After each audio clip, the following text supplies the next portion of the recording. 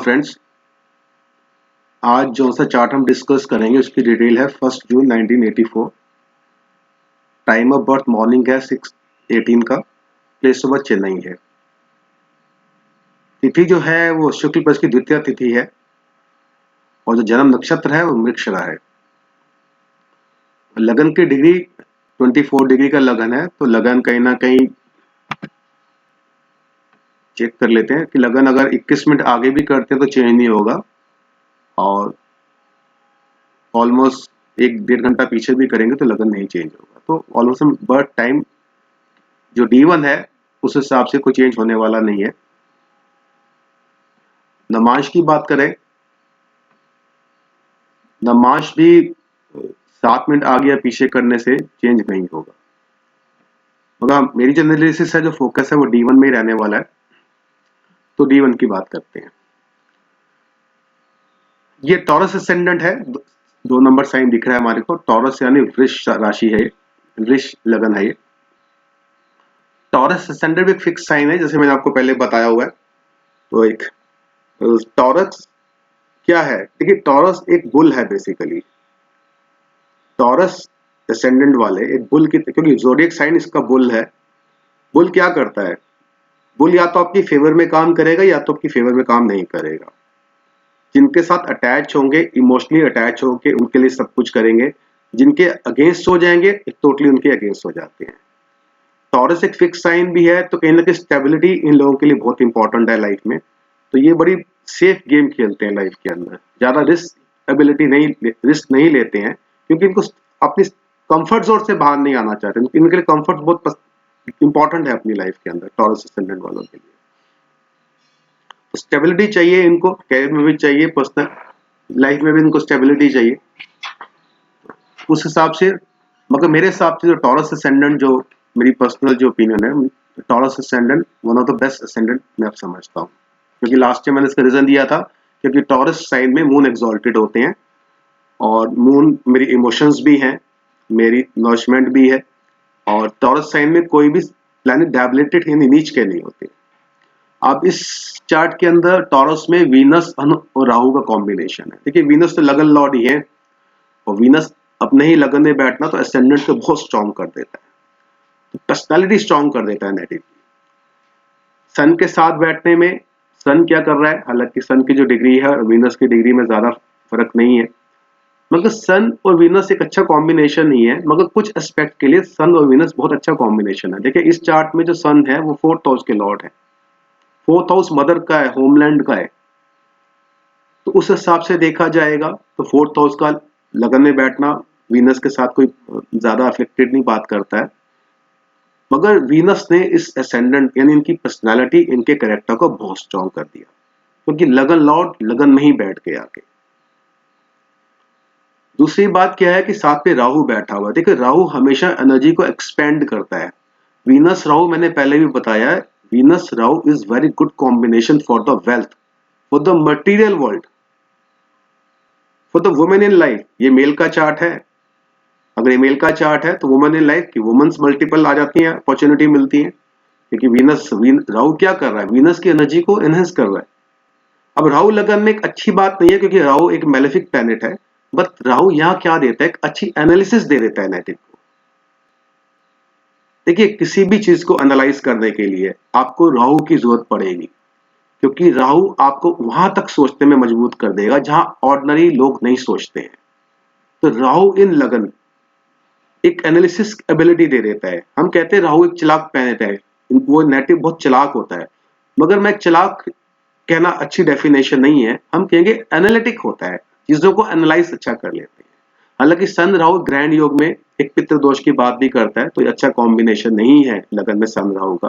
तो अगर इनको लगता है लाइफ में ऑन एंड ऑफ इनकी चीज लाइफ में प्रॉब्लम आ रही है, तो सबसे पहले इनको पितृ दोष की पूजा करवाना चाहिए, क्योंकि राहु एंड सन एक पितृ दोष को लगन में बैठ के बना रहा है।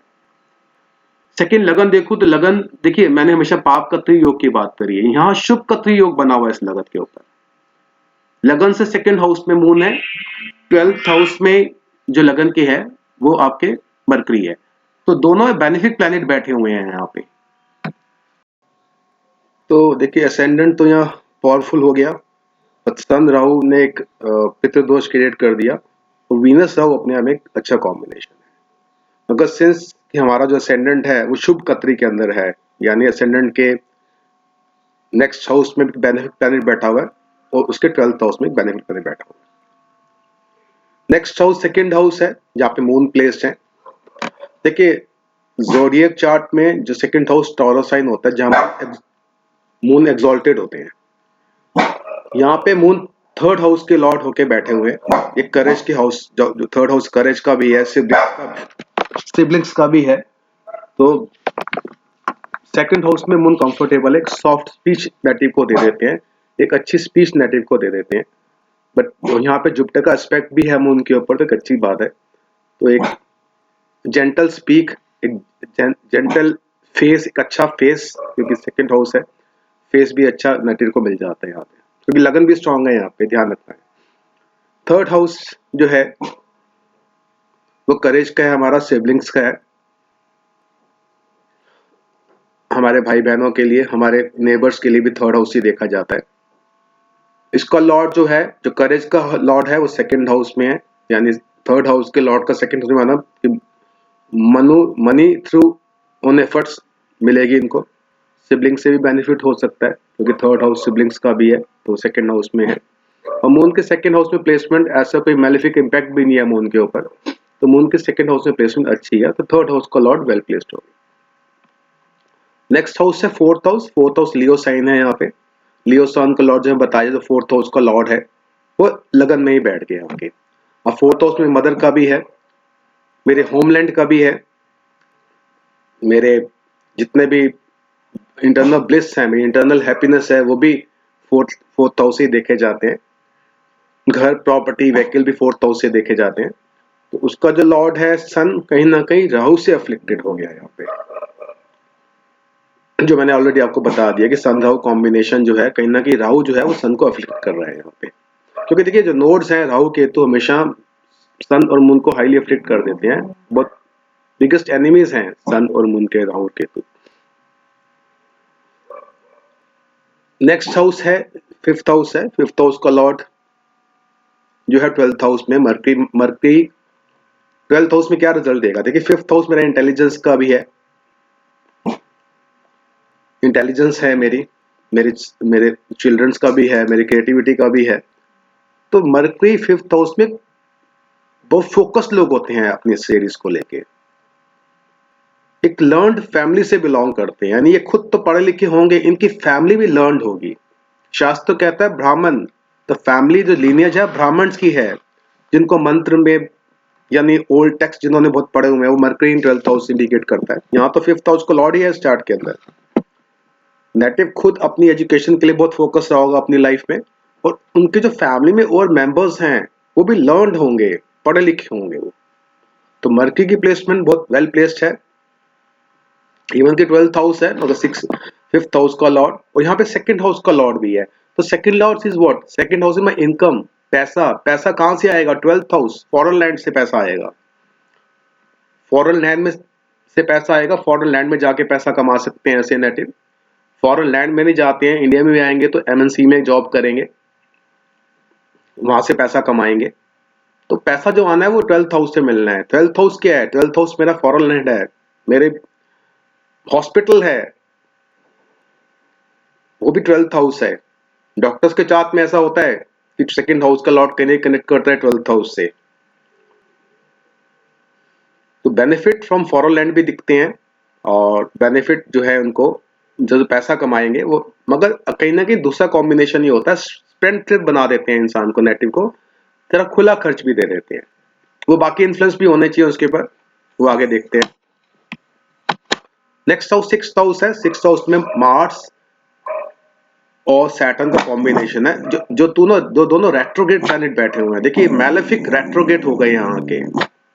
सिक्स्थ हाउस में मैलेफिक तो वेलकम है, सिक्स्थ हाउस में मैलेफिक प्लैनेट वेलकम है, मगर ये मार्स सैटर्न कोई अच्छी फ्रेंडशिप नहीं है इनकी आपस में। मार्स यहाँ पे 7th हाउस के लॉर्ड हो गए, 12th हाउस के लॉर्ड बैठ गए। 7th हाउस मेरा मैरिज का है, मेरे लाइफ पार्टनर का, उसका लॉर्ड अपने से 12th, मार्स यहाँ के 6th हाउस में बैठ के, तो अच्छी प्लेसमेंट 7th हाउस के लिए तो नहीं है। क्योंकि 7th हाउस जो मैरिज हाउस में केतु भी बैठे हुए हैं। देखिए केतु 7th हाउस में बिल्कुल कंफर्टेबल नहीं है। स्कॉर्पियो साइन उनका अपना साइन है, तो टॉरस वालों के लिए केतु 7th हाउस में एक्सेप्टेबल हैं। But being a malefic relationship में प्रॉब्लम तो लाएगा ही लाएगा, क्योंकि उसका जो लॉर्ड है मंगल वो अपने से 12th सैटर्न से पीड़ित है, सैटर्न से अफ्लिक्टेड है मंगल। और मंगल रेट्रोगेट है, तो मैलेफिक मैंने बोला रेट्रोगेट होगा तो ज्यादा मैलेफिक हो जाते हैं। या तो मार्च 7th और 12th हाउस का लॉर्ड है। सैटर्न यहाँ पे लॉर्डशिप है, सैटर्न इस चार्ट के लिए योग कारक है। 9th और 10th हाउस का लॉर्ड कहाँ बैठ गया, आके मंगल के साथ। अब profession related to law, profession related to any healing profession like doctors के चार्ट में देखा जाता है। मार्स को जो है वो 12th हाउस का लॉर्ड है, यानी 10th हाउस और 12th हाउस का भी कंजंक्शन है 6th हाउस में। तो ऐसा कोई प्रोफेशन जो ये बाहर कर रहे हो, anything related from the other countries, ऐसा प्रोफेशन हो सकता है इनका। लॉ साइड में हो सकते हैं, हीलिंग साइड में हो सकते हैं ऐसे नेटिव। सेकंड हाउस का लॉ 12th हाउस में है, तो इनकम भी बाहर से दिखा रहा है, या इनकम फ्रॉम हॉर्नलैंड भी है, इनकम फ्रॉम हॉस्पिटल भी है। 10th हाउस का लॉर्ड 6th हाउस में कहीं ना कहीं एजुकेट कर रहा है हमारे को कि ऐसा प्रोफेशन जो 6th हाउस से रिलेटेड हो, क्योंकि 6th हाउस होता है ऋण रोग शत्रु। रोग डिजीजेस होंगे, ये डॉक्टर के चार्ट भी हो सकते हैं। शत्रु यानी डे टू डे लाइफ में आपको लॉ से रिलेटेड कोई काम प्रोफाइल हो सकता है आपका, हीलिंग का प्रोफेशन हो सकता है आपका। 7th हाउस में केतु है, अपने साइन में बैठे हुए हैं, तो फिर भी कंफर्टेबल है। अदरवाइज में केतु 7th हाउस में वेलकम प्लैनेट बिल्कुल भी नहीं है। स्कॉर्पियो साइन अपना साइन है, इसलिए कहीं ना कहीं एक्सेप्टेबल है। मगर मैं मैरिड लाइफ की बात करूंगा तो 7th हाउस का लॉर्ड अपने से 12th में है, रेट्रोगेट हो गया, तो रिलेशनशिप एक प्रॉब्लम हो सकती है इनकी लाइफ में, क्योंकि मंगल यहाँ से अफ्लिक्टेड है सैटर्न के साथ में। हालांकि सैटर्न की अच्छी हाउसेस की लॉर्डशिप है, योग कारक प्लैनेट है ये सैटर्न यहाँ पे। मगर एक बात और भी है कि सैटर्न 9th हाउस का लॉर्ड भी है। और जब पिक्चर क्लियर हो जाती है कि हम नेक्स्ट हाउस में जाते हैं, 8th हाउस में जुपिटर बैठे हुए हैं रेट्रोग्रेड। देखिए जुपिटर रेट्रोग्रेड बैठे हुए हैं, इसका मतलब है ये नेटिव अपने फादर से दूर ले जाता है ये प्लैनेट उनको। फादर के साथ मैक्सिमम टाइम ये नेटिव स्पेंड नहीं करता है, क्योंकि ज़ोडिएक चार्ट में 9th सजिटेरियस साइन जो है वो 9th हाउस ऑफ फादर है। इस नेटिव के 8th हाउस में आ गए वो जुपिटर। खाली हमें लगन कुंडली के साथ साथ ज़ोडिएक चार्ट के प्लैनेट्स की पोजीशन भी पता होनी चाहिए हमारे को, उसको हमें इसमें अप्लाई करना पड़ेगा। 8th हाउस में Jupiter on end of health disease भी दे देते हैं। कोई ना कोई डिजीज लगा रहता है नेटिव को, एक चीज ठीक होगी दूसरी चीज आ जाती है, क्योंकि जुपिटर एक एरी प्लैनेट है ना। 9th हाउस का लॉर्ड यानी फादर से डिस्टेंस रहता है इनका, दूर रहते हैं फादर से, फादर के साथ रहने का मौका ऐसे नेटिव्स को कम मिलता है। नेक्स्ट 9th हाउस है, 9th house long distance travelling है मेरे फादर हैं, मेरे मेंटोर्स हैं, मेरे गुरु हैं, मेरी भाग्य शांति तो 9th हाउस है। इसका लॉर्ड सैटर्न तो एक्सॉल्टेड विद रेट्रोग्रेड है,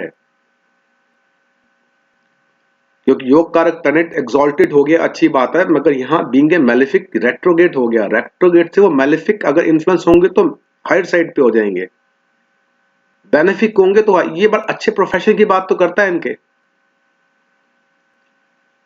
मगर रेट्रोगेट होने का मतलब क्या होता है, देखिए 10th हाउस और 9th हाउस का लॉर्ड भाग्यस्थान का मालिक, मेरे फॉर्चून का जो लॉर्ड है, मेरे कैरियर का लॉर्ड एक्सॉल्टेड 6th हाउस में वेल प्लेस सैटर्न एक्सॉल्टेड।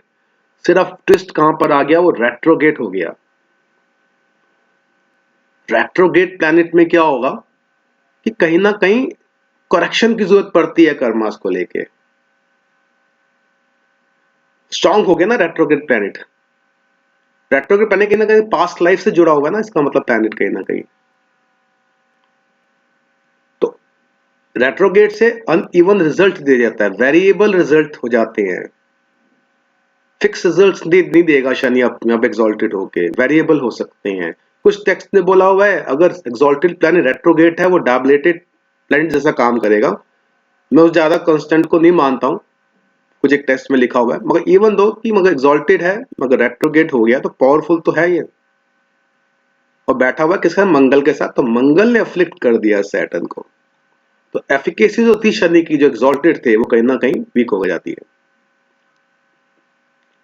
फिर रेट्रोगेट है कहीं ना कहीं सैटर्न 10th हाउस से जुड़ा हुआ है तो कोई मल्टीपल काम की भी बात करता है कि साइमल्टेनियसली ऐसे नेटिव दो दो काम पकड़ लेते हैं, एक काम में नहीं रहते हैं, जॉब कर रहे हैं तो कंसल्टेंसी कर देंगे, इस तरह के प्रोफाइल भी ऐसे नेटिव्स के देखे गए हैं कि एक साथ दो काम कर लेते हैं ऐसे नेटिव्स।